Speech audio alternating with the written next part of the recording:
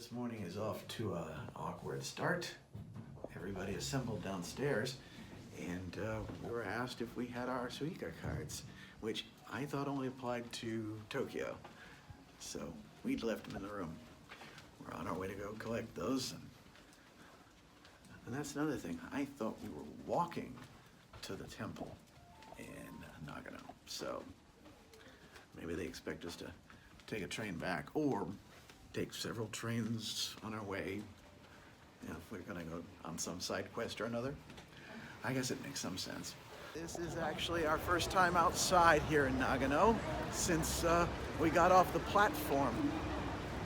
It does seem a little weird to have been spending the entire afternoon and evening indoors, but it's like when the station is connected to the hotel and there's a shopping area with restaurants and what have you, there's almost no need to.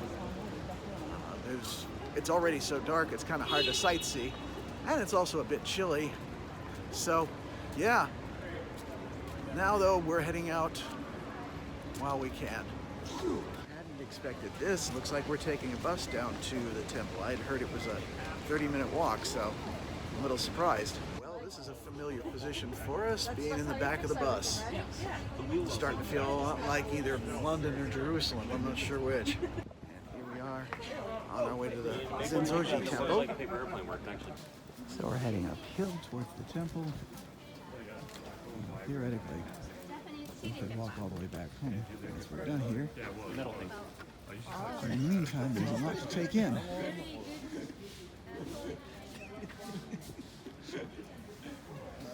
And once we cross the street, it's all sorts of temples to see. I think it's all one complex. Just a quick peek into the entrance towards the Zenjo-ji temple complex. And I see these sculptures of, I believe these are supposed to be protectors of the area. One problem with filming these things, I really have to hurry after I've said my piece. I never feel like I've said my piece yet. One of those pieces has to do with the fact that once we pass through the gate and we're in the complex, there is something of a shopping arcade here too.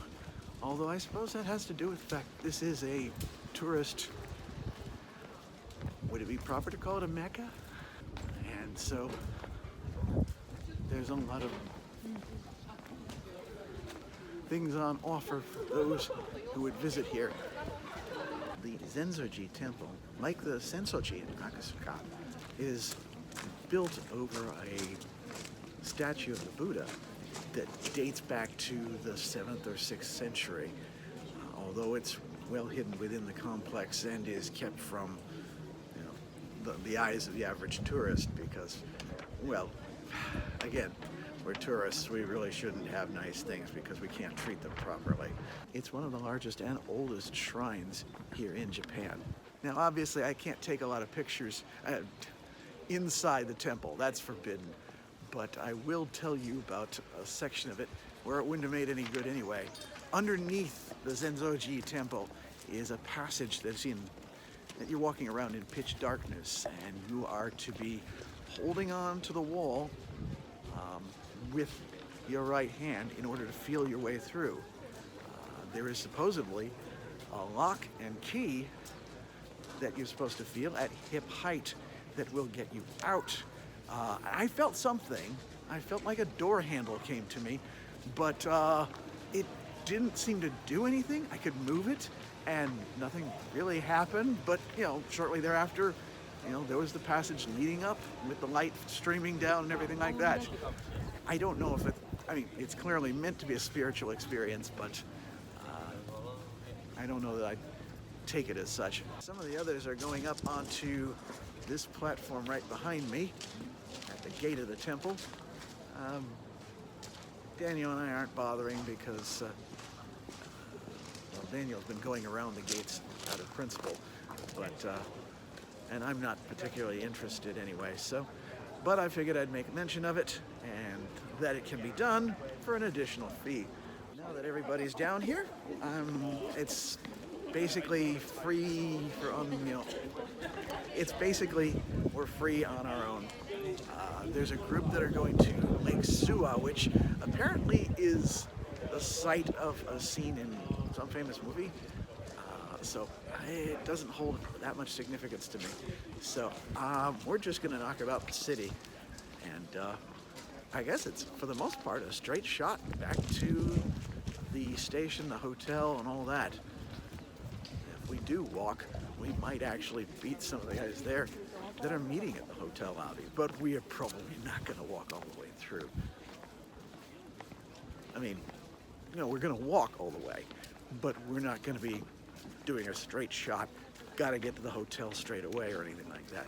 There's, as one of our number just said, you know, Nagano is just a series of side quests because it's so remote from everything else.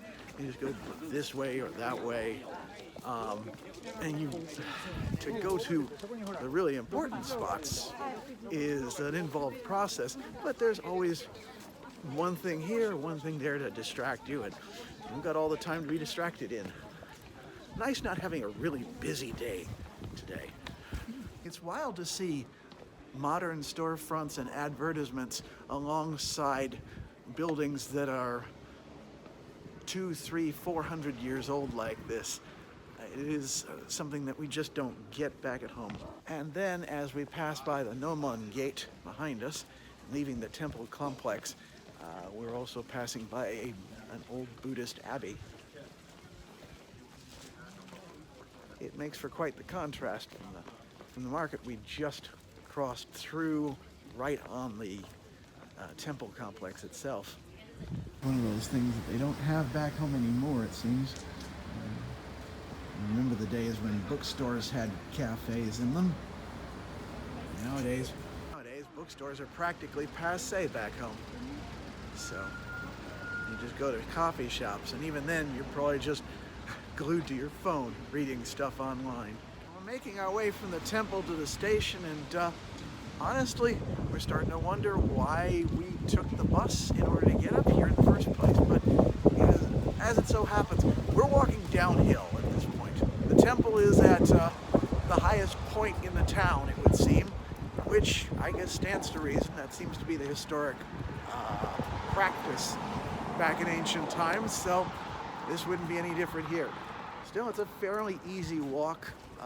Our guide Mio has informed us that it's about a 25-30 minute walk to get from the Shinkansen station and the hotel to the temple complex. So we're figuring it's not going to take us that long here either, especially considering that we're walking downhill. Not quite so much effort. But I'm presuming that the effort of walking uphill the whole time to start the day with would have drained us a bit, so that we wouldn't really be able to appreciate the moment when we got to the temple. I don't know. Of course, as the good doctor said, a straight line is the shortest distance between 2 points, but it is by no means the most interesting. So we've just turned off into what looks like a shopping arcade, complete with the arched roof, and figure we'll look around, although it's pretty quiet here, honestly. So many of these places are just not boarded up, but they're basically closed. I don't know if it's a matter of time or if it's a matter of just being closed up. But yeah, it's entirely possible we're just here at the wrong time.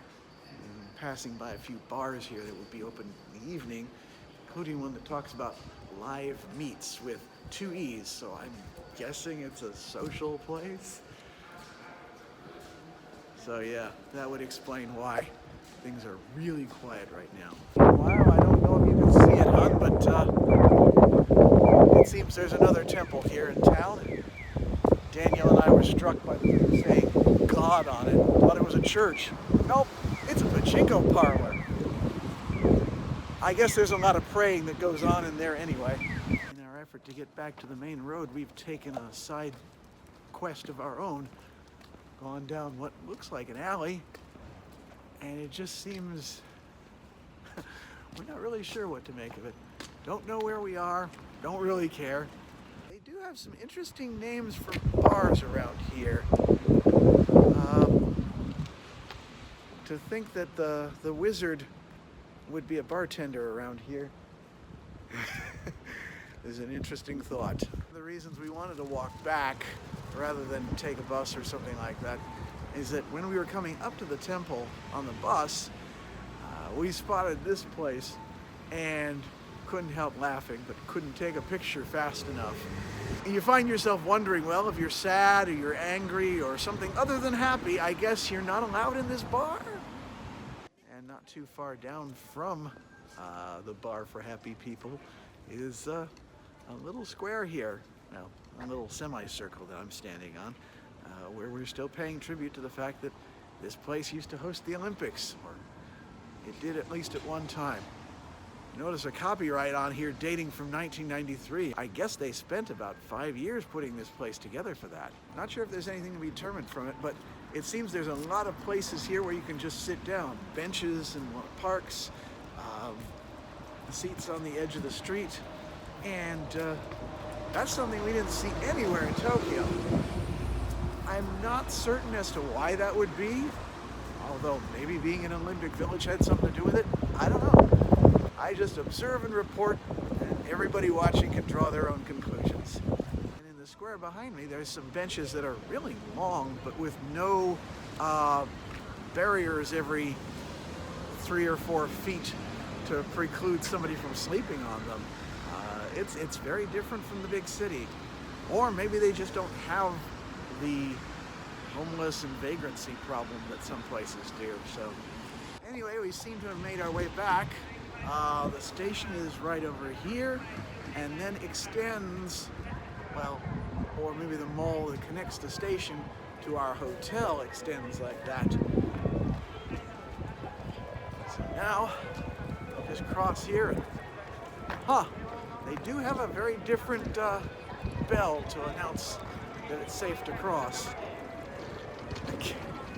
When a body meets a body coming through the ride. What a choice of tunes.